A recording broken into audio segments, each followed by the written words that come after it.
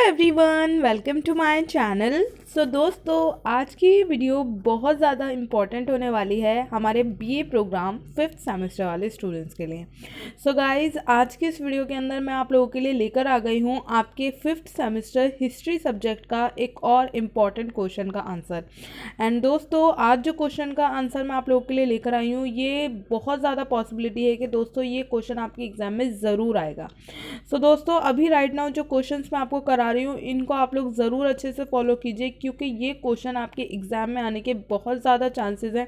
And दोस्तों, क्योंकि हमारे पास बहुत ज़्यादा टाइम नहीं है, इसलिए मैं आप लोगों को अभी जस्ट वही क्वेश्चन करा रही हूँ जिनके आपके एग्ज़ाम में आने के ज़्यादातर चांसेस हैं। तो चलिए दोस्तों, फटाफट से आज की इस वीडियो को स्टार्ट करते हैं एंड वन बाय वन करके सारे पॉइंट्स को डिस्कस करना शुरू करते हैं।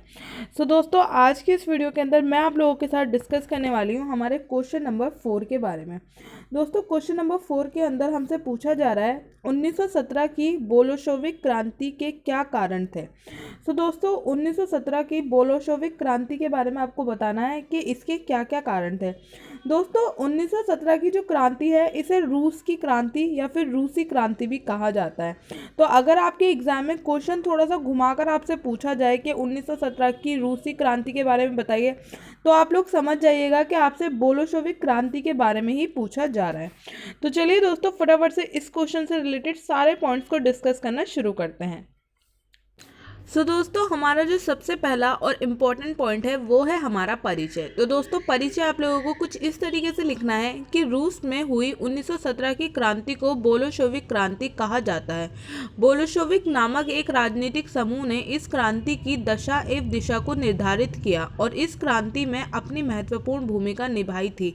बोल्शेविक की क्रांति विश्व की महत्वपूर्ण क्रांतियों में से एक थी, जिसने न केवल निकोलस के तानाशाही एकतंत्रीय और स्वेच्छाचारी शासन का अंत किया, बल्कि पूंजीपतियों और समानताओं का भी अंत किया।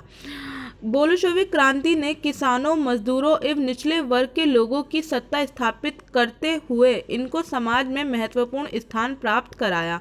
बोल्शेविक राजनीतिक समूह रूसी सामाजिक डेमोक्रेटिक मजदूर पार्टी का ही एक टूटा हुआ हिस्सा था। बोल्शेविक रूसी भाषा का एक शब्द है जिसका शाब्दिक अर्थ है बहुसंख्यक या फिर बहुमत। इस प्रकार बोल्शेविक राजनीतिक समूह बहुसंख्यकों का एक समूह था। बोल्शेविक क्रांति दो भागों में हुई थी, जिसमें पहली क्रांति मार्च वर्ष 1917 में और दूसरी क्रांति अक्टूबर वर्ष 1917 में हुई थी। अक्टूबर की बोल्शेविक क्रांति लेनिन के नेतृत्व में हुई, जिसमें इस क्रांति की विजय हुई। तो दोस्तों, इस तरीके से आप लोगों को इस क्वेश्चन के आंसर में परिचय लिखना है। परिचय बिल्कुल बेसिक सा है दोस्तों, आप लोगों को बिल्कुल भी प्रॉब्लम नहीं होगी। एंड दोस्तों, आप लोगों को इसी तरीके से सारे पॉइंट को ध्यान रखना है। चलिए दोस्तों, अब हम बात करते हैं हमारे नेक्स्ट पॉइंट की, जो कि है बोल्शेविक दल की स्थापना। लेनिन बोल्शेविक दल का जन्मदाता था। उसका उद्देश्य मजदूरों के संगठन का निर्माण करके क्रांति करना था। उसके विचारों से रूस की सरकार तंग आ गई और 1885 में उसे बंदी बना लिया, यहाँ तक कि उसे निर्वस्त्र करके साइबेरिया भेज दिया गया। जेल से मुक्त होने के पश्चात उसने अपने क्रांतिकारी विचारों का प्रचार किया, लेकिन रूस पहुंचकर क्रांति को सफल बनाने के प्रयास में जुट गया। जिस समय 1917 की क्रांति शुरू हुई, वह स्विट्जरलैंड में था। उसने घोषणा की कि हम श्रमिक, सिपाहियों और कृषकों की सरकार बनाना चाहते हैं। उसके विचारों से प्रभावित होकर सभी साम्यवादी एकता के सूत्र में आ गए। रूस में लेनिन ने सोशल डेमोक्रेटिक दल का गठन किया, लेनिन इसका प्रधान बना, किंतु कुछ दिनों के पश्चात सदस्यों में सिद्धांतों को लेकर मतभेद शुरू हो गया। फलस्वरूप ये दल मेनशोविक और बोल्शेविक नामक दो दलों में विभाजित हो गया। कुछ दिनों के बाद मेनशोविक दल समाप्त हो गया। सो दोस्तों, यहाँ पे इस पॉइंट के अंदर मैंने आप लोगों को बताया है कि किस तरीके से जो बोल्शेविक दल है उसकी स्थापना हुई और किसने उसकी स्थापना की। दोस्तों, यहाँ पे आप लोगों को इस पॉइंट को भी ज़रूर ध्यान रखना है, ये पॉइंट भी काफ़ी ज़्यादा इंपॉर्टेंट है। दोस्तों, मैं आप लोगों को ज़्यादा एक्सप्लेन नहीं करूँगी, बिकॉज यहाँ पे बिल्कुल सिंपल लैंग्वेज के अंदर है एंड वीडियो भी ज़्यादा लॉन्ग हो जाएगी अगर मैं आपको ज़्यादा एक्सप्लेन करूँगी। इसलिए आप लोग फटाफट से इन सारे पॉइंट्स को अच्छे से सुनिए एंड दोस्तों, सारे पॉइंट आप आप लोगों के लिए बहुत इंपॉर्टेंट है। दोस्तों हमारा नेक्स्ट पॉइंट है बोल्शेविक दल के उद्देश्य। सभी बड़े जमींदारों पर तुरंत अधिकार करना और सभी उद्योगों पर नियंत्रण स्थापित कर लेना। उद्योगों के संचालन का अधिकार श्रमिकों के हाथों में होना चाहिए। रोमलीफ वंश के सम्राट द्वारा किए गए सभी समझौतों को रद्द समझा जाए तथा युद्ध के पश्चात जर्मनी से एक संधि करना। मत अधिकार केवल सामान्य जनता को होना चाहिए। पूंजीपति वर्ग और धनी वर्ग को इससे वंचित कर देना चाहिए। विदेशियों के हस्तक्षेप पर अंकुश लगा दिया जाए। सो दोस्तों ये कुछ 5 उद्देश्य थे बोल्शेविक दल के जो कि वो लोग चाहते थे पूरा करना। दोस्तों अब हमारा नेक्स्ट पॉइंट है बोल्शेविक क्रांति के कारण। तो दोस्तों यहाँ पे बताया गया है कि रूसी क्रांति के समय वहाँ जार का शासन था। देश की आर्थिक दशा बहुत शोचनीय थी। सभ्यता, शिक्षा एवं धन में वह यूरोप के सभी देशों से पिछड़ा हुआ था। यहाँ तक कि अन्य यूरोपीय देश उसे यूरोप का भाग समझने में घृणा महसूस करते थे। वहाँ उद्योग धंधों का अभाव था। कृषि पिछड़ती हुई थी। रूस ऋण के भार से दबा हुआ था। उसकी विदेश नीति भी सफल नहीं हुई थी। अत्याचारी जार निरंकुश नीति का पालन करता था। उसके सभी कानून जनता के लिए होते थे। जनता में सम्राट के प्रति तीव्र असंतोष फैला हुआ था। इस दशा में भी जार ने विश्व युद्ध में सक्रिय भाग लिया, जिससे परिस्थितियां और भी गंभीर हो गई और इस तरह बोल्शेविक क्रांति का जन्म हुआ। तो दोस्तों बेसिकली बोल्शेविक क्रांति के पीछे जो सबसे इम्पोर्टेंट कारण था वो था उस समय जो रूस की स्थिति थी वो।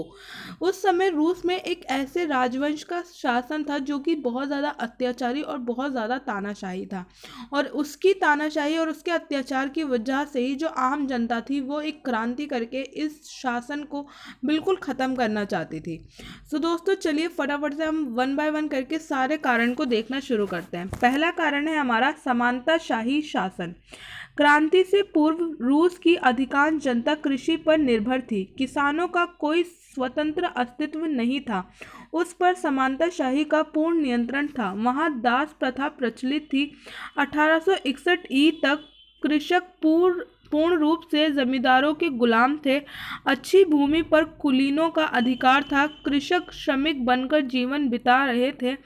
इसके कारण उनके हृदय में क्रांतिकारी भावना पनप रही थी। सो दोस्तों ये हमारा पहला कारण है जिसके अंदर बताया गया है समानताशाही। बेसिकली दोस्तों समानताशाही एक इस टाइप का वर्ग था जो कि किसानों के ऊपर अधिकार करता था, यानी कि किसानों को गुलाम बनाकर रखता था और जो भी उपजाऊ भूमि थी वो अपने अधिकार के अंदर रखता था।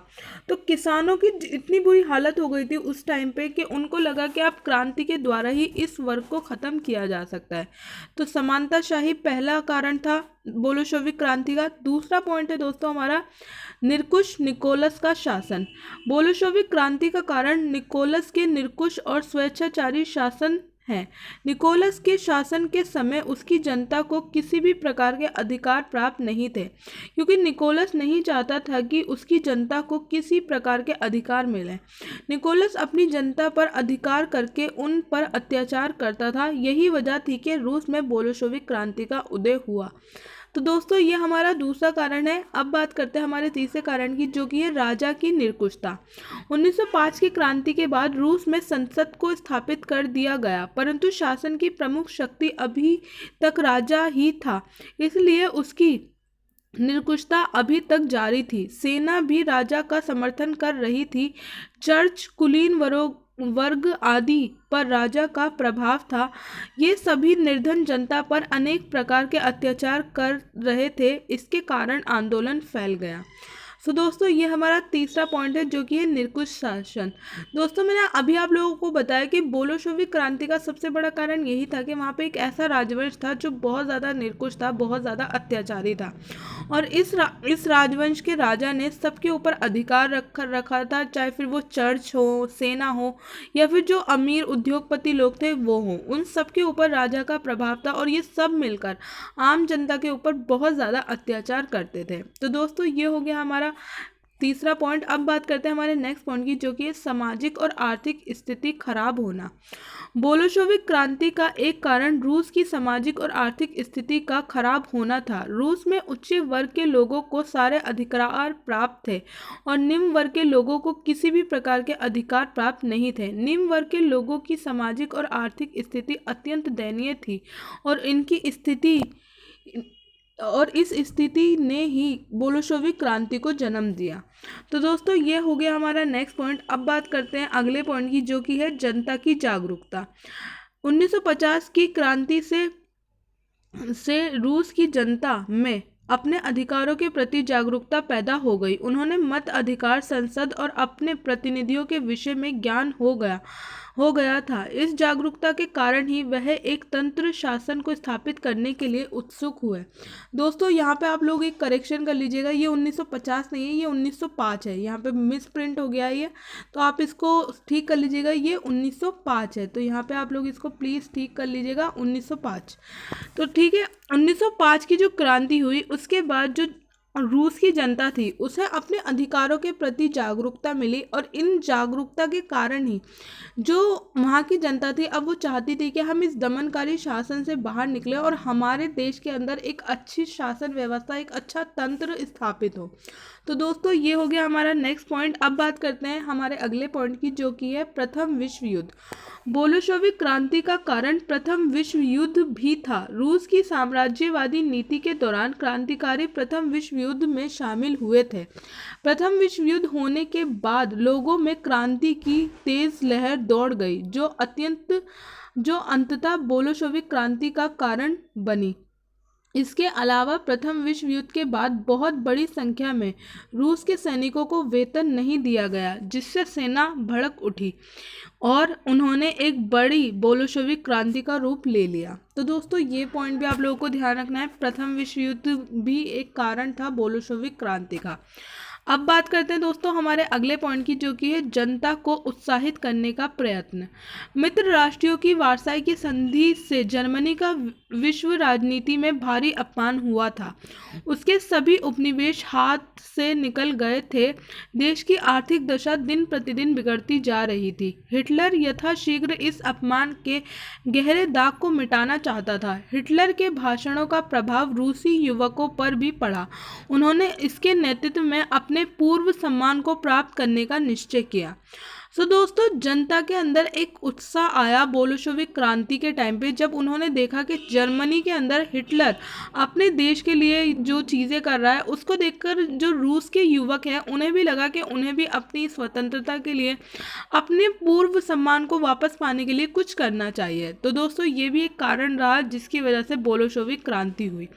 दोस्तों हमारा नेक्स्ट पॉइंट है रूस और जापान के बीच युद्ध। बोल्शेविक क्रांति का एक प्रमुख कारण वर्ष 1905 में रूस और जापान के बीच हुआ युद्ध भी था। रूस और जापान के बीच इस युद्ध में रूस हार गया था और जापान की विजय हुई थी। इस युद्ध के बाद जापान ने रूस के कुछ क्षेत्रों पर अधिकार प्राप्त कर लिया था, जिससे रूस के लोगों पर इसका बहुत बुरा प्रभाव पड़ा और ये बोल्शेविक क्रांति का कारण बना।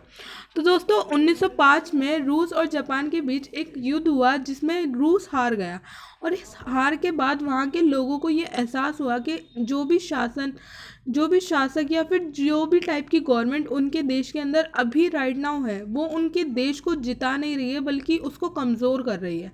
तो दोस्तों इस लड़ाई के बाद रूस ने ठान लिया कि अब उसको अपने आप को और ज़्यादा पावरफुल बनाना है और इस तरीके से यहाँ पे ये भी एक कारण बना बोल्शेविक क्रांति का। दोस्तों हमारा नेक्स्ट पॉइंट है श्रमिकों में राजनीतिक चेतना। रूस में औद्योगिक क्रांति का प्रचार तेजी से हो रहा था। इसके कारण अनेक उद्योगों की स्थापना हो गई थी। इन कारखानों में हजारों की संख्या में श्रमिक काम कर रहे थे। इनमें आपस में बातचीत से अधिकारों के प्रति चेतना उत्पन्न हो गई थी। अंत में वह अपने अधिकारों की मांग करने लगे। दोस्तों हमारा नेक्स्ट पॉइंट है समाजवादी विचारधारा का उदय। बोल्शेविक क्रांति का एक कारण रूस में समाजवादी विचारधारा का उदय होना था। रूस के लोगों की स्थिति बहुत खराब हो गई थी, जिसको देख वहाँ के कुछ लोगों के बीच समाजवादी विचारधारा का प्रचार प्रसार होने लगा। अंततः रूस के लोगों के बीच समाजवाद की लहर उठ गई, जो बोल्शेविक क्रांति का एक प्रमुख कारण बन गई। सो दोस्तों ये पॉइंट भी आप लोगों को ध्यान रखना है। समाजवादी विचारधारा का उदय, इसकी वजह से भी बोल्शेविक क्रांति हुई। और समाजवादी विचारधारा तो आप लोगों को पता ही है, राइट नाउ भी रशिया के अंदर यानी कि रूस के अंदर जो गवर्नमेंट है वो समाजवादी है। बेसिकली समाजवादी गवर्नमेंट एक इस टाइप की गवर्नमेंट होती है जिसके अंदर मजदूरों, किसानों और जो निचले वर्ग के लोग हैं उनके अधिकारों का बहुत ज़्यादा ध्यान रखा जाता है। तो दोस्तों ये पॉइंट भी आप लोगों को ध्यान रखना है, ये पॉइंट भी आप लोगों के लिए इंपॉर्टेंट है। दोस्तों नेक्स्ट पॉइंट है हमारा लोकतंत्र का उदय। यूरोप के अनेक देशों में प्रजातंत्र की स्थापना हो चुकी थी। यहाँ जनता को विभिन्न प्रकार की सुविधाएं देने का प्रयास किया जा रहा था। रूसी जनता इससे अप्रभावित नहीं रह सकी, वह भी स्वतंत्र शासन की इच्छा करने लगी। यह क्रांति मार्ग के द्वारा ही संभव था। तो दोस्तों ये पॉइंट भी आप लोगों को ध्यान रखना है। दोस्तों हमारा अगला पॉइंट है उद्योगों का विकास। औद्योगिक क्रांति के कारण रूस में भी उद्योगों की स्थापना होने लगी। कुछ इतिहासकारों का विचार है कि उद्योगों का विकास रूसी क्रांति का कारण बना। प्राचीन व्यवस्था के स्थान पर नवीन व्यवस्था की स्थापना हुई। वातावरण में क्रांतिकारी परिवर्तन आए। नए परिवर्तन ने क्रांति को जन्म दिया। सो दोस्तों ये पॉइंट भी आप लोगों को ध्यान रखना है। दोस्तों हमारा अगला पॉइंट है जार द्वारा समिति के सुझावों की उपेक्षा। दिन प्रतिदिन रूस में अराजकता बढ़ती जा रही थी। रूस की जनता ने इस स्थिति को संभालने के लिए विशेषज्ञों की एक समिति स्थापित की। सरकार से ये प्रार्थना की कि ये समस्त शासन सत्ता अपने हाथों में ले लें और कुछ सुधार कार्य करें, परंतु सम्राट ने इस पर बिल्कुल ध्यान नहीं दिया। फलस्वरूप क्रांति भड़क उठी। तो दोस्तों ये हमारा लास्ट पॉइंट है जिसके अंदर बताया गया है कि जार द्वारा समिति के सुझावों की उपेक्षा। बेसिकली गाइस उस टाइम पे जो व्यवस्था थी रूस के अंदर, उनसे कहा गया कि एक समिति बनाई जाए जो कि लोगों की दिन प्रतिदिन बिगड़ती हुई स्थिति को देखे और जो शासन की सत्ता है वो इस समिति को दी जाए। लेकिन इस सुझाव पे, इस लोगों के इस सुझाव पे उस समय जो रूस का सम्राट था उसने बिल्कुल भी ध्यान नहीं दिया और इसके बाद ही क्रांति भड़क उठी। तो दोस्तों ये सारे कारण हैं बोल्शेविक क्रांति के। ये सारे पॉइंट आप लोगों के लिए बहुत ज़्यादा इंपॉर्टेंट है। इन पॉइंट्स को आप लोग अच्छे से ध्यान रखिएगा। एंड दोस्तों लास्ट में आप लोगों को एक छोटा सा निष्कर्ष लिखना है जो कि आपको खुद से प्रिपेयर करना है, ये आप लोगों का होमवर्क है। तो दोस्तों उम्मीद करती हूँ कि आप लोगों को सारे पॉइंट अच्छे से क्लियर हो गए होंगे। एंड दोस्तों यहाँ पर मैं आप लोगों को एक और चीज़ क्लियर करना चाहती हूँ। अभी आप लोगों के जब OBE एग्ज़ाम होंगे तो आप लोगों को भी आपके एग्ज़ाम के अंदर इसी तरीके से पॉइंट वाइज अपने आंसर को लिखना है। हालांकि अब आप लोग 5th सेमेस्टर के अंदर आ चुके हो, अभी तक तो आपको बहुत सारी चीज़ें क्लियर हो गई होंगी, लेकिन फिर भी मैं आप लोगों को ये चीज़ बताना चाहती हूँ कि जिस तरीके से यहाँ पे मैंने फॉर्मेट रेडी किया है, इसी तरीके का फॉर्मेट आपको भी आपके एग्ज़ाम में रखना है। आपको ब्लैक पेन से हेडिंग लिखनी है एंड ब्लू पेन से आपको जो पूरा पॉइंट है वो एक्सप्लेन करना है। सो दोस्तों आप लोगों को आपके OBE एग्ज़ाम में इसी तरीके के फॉर्मेट के अंदर अपने आंसर को प्रेजेंट करना है। एंड दोस्तों उम्मीद करती हूँ कि ये वीडियो आप लोगों के लिए बहुत ज़्यादा हेल्पफुल रहेगी। सो दोस्तों अगर ये वीडियो आप लोगों के लिए हेल्पफुल रही हो तो प्लीज़ इस वीडियो को लाइक कीजिएगा, ज़्यादा से ज़्यादा शेयर कीजिएगा। एंड यस गाइस, चैनल पर पहली बार आए हो तो चैनल को सब्सक्राइब करना मत भूलिएगा। दोस्तों मैं आप लोगों के लिए और भी वीडियोस लेकर आने वाली हूँ, अदर सब्जेक्ट की वीडियोस भी आने वाली हैं। तो दोस्तों आप लोगों को बिल्कुल फिक्र करने की ज़रूरत नहीं है। तो मिलती हूँ मैं आप सबसे नेक्स्ट वीडियो के अंदर, तब तक के लिए थैंक यू सो मच।